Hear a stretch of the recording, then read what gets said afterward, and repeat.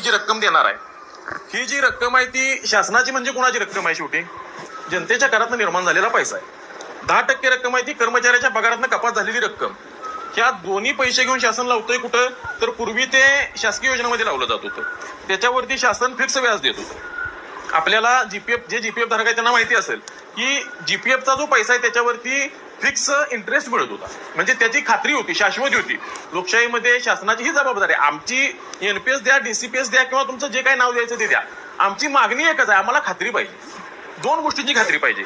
तुम्ही जर आमच्याकडून पैसा कपात करत असाल, त्या कपात पैशाची आम्हाला खात्री पाहिजे, आणि सेवानिवृत्तीनंतर आम्हाला जी रक्कम मिळणार त्या रकमेची खात्री पाहिजे. आता मला सांगा, जीपीएसचा जर आपण विचार केला, जीपीएस मध्ये आपली कट होणारी 10% रक्कम आणि शासनाची 18% रक्कम, ह्या दोन्ही रकमा जीपीएस आणि युपीएस दोन्ही मध्ये जप्त आहे.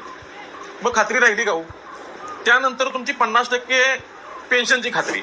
आपली पहिल्यापासूनची जी लढाई आहे ती 50% पेन्शनसाठी सुरू आहे. आता तुम्ही जानेवारी 2025ला त्यामध्ये तुमचा युनिफाईड पेन्शन स्कीमचा GR आला किंवा राजपत्र काढलं. त्या राजपत्राचा जर तुम्ही बारकाईने अभ्यास केला तर त्याच्यामध्ये स्पष्टपणे त्यांनी म्हटलंय की तुमची 25 वर्षाची जी सेवा आहे ती अर्हताकारी सेवा कन्सिडर केली जाणार. मग अर्हताकारी सेवा आता इथं बसलेल्यापैकी जर सुरुवातीला तुम्ही डीसीपीच्या कटिंग पासून बघितलं, बऱ्याच लोकांची म्हणजे 25 वर्ष होत नाही, म्हणजे तुम्ही परत फिरून 40% वर येणार आहे. तुमची रक्कम गेली, 50% पेन्शन जी काय आपलं स्वप्न आहे तेही नाही. मग हे जीपीएस आणि युपीएस तुम्ही आणलं कशासाठी? आता एनपीएस मध्ये एक प्लस पॉईंट काय आहे की ऍटलिस्ट जुनी पेन्शन मध्ये शासनाकडून आपल्याला पेन्शनच्या स्वरूपात 50% रक्कम मिळत होती आणि आपला पैसा आपल्याला व्याजासहित परत मिळत होता. आपण असं गृहीत धरलं की बाबा टोटल आपला जो इन्व्हेस्टेड पैसा आहे, आता त्यानंतर त्यांनी 2023ला GR काढलाय.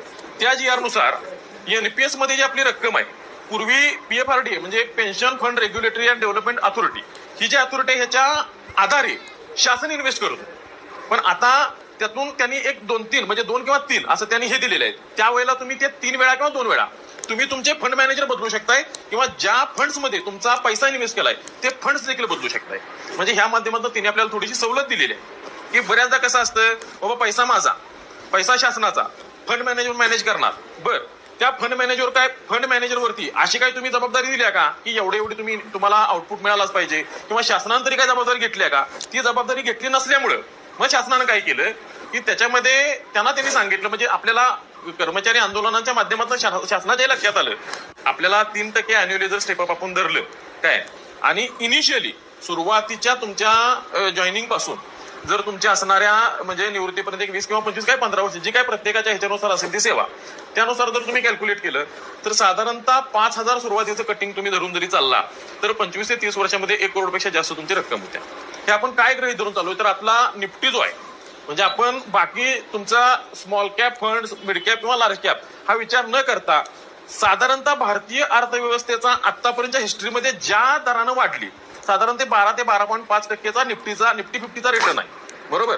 मग साधारण तेवढं जरी आपण भारतीय अर्थव्यवस्था सुव्यवस्थित स्थितीत चालली असं गृहीत धरलं तरी सुद्धा करोडो रुपये ते आपले तयार होतात.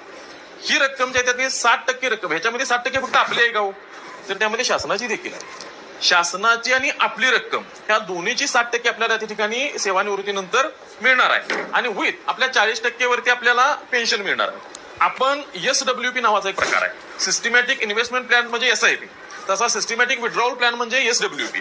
त्या SWPच्या माध्यमातून आपण जर ही सिस्टीम परत जर आपण म्हणजे आता ग्रुपवरती आमच्या मी नेहमी ती टाकत असतो, आपण जनरल जरी कॅल्क्युलेशन केलं तर तेही आपण रक्कम अशा पद्धतीनं परत ती गुंतवू शकतो की आपल्याला त्याच्यातून पेन्शन मिळून आपले जे फंड्स आहेत ते इन्क्रीज होत राहतात.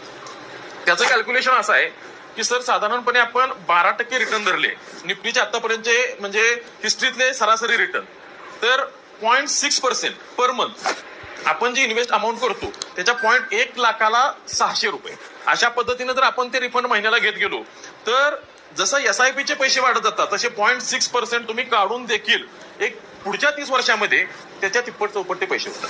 म्हणजे तुमची जी अमाऊंट आहे ती सेफ राहते, विथ तुम्ही त्याच्याकडून मंथली रिटर्न घेऊ शकता. ह्या सगळ्याचा जर सर साकल्याने विचार केला तर आता म्हणजे ही क्रिस्टल क्लिअर चित्र आहे. जीपीएस आणि युपीएस, आता त्याच्यामध्ये तुम्ही जर ते हे राजपत्र काढून बघितलं किंवा आपल्या ग्रुपवरून पडत असतं, ती जर कॅल्क्युलेशन बघितलीत तर ती सामान्य माणसाच्या डोक्याच्या बाहेरची कॅल्क्युलेशन आहे. आणि एक साधा सरळ विचार आहे, मला जर एखादी गोष्ट समोरच्या व्यक्तीला द्यायची असली तर मी सरळ मार्गाने देत असतो. त्यात वाकडी तिकडे वळणं त्यात असत नाही.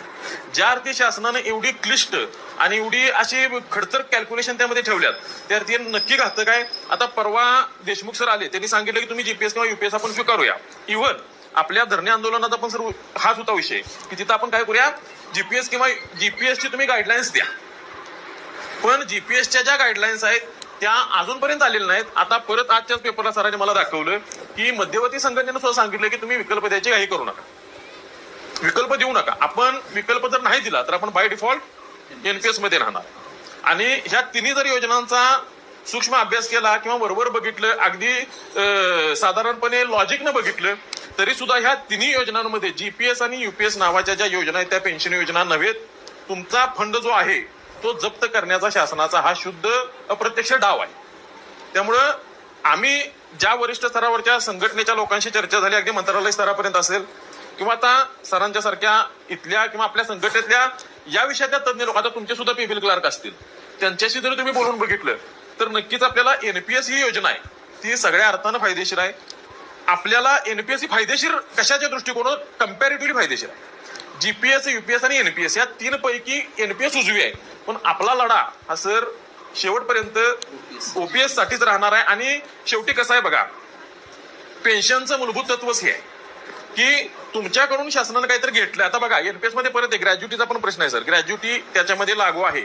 आता तुमच्याही इथं जर समजा म्हणजे कुणाचं न हो, पण जर फॅमिली पेन्शन घेण्याची जर कुणावर वेळ आली असली तर परत आता 2023 चा GR आहे, त्या GR नुसार फॅमिली पेन्शन लागू झाली.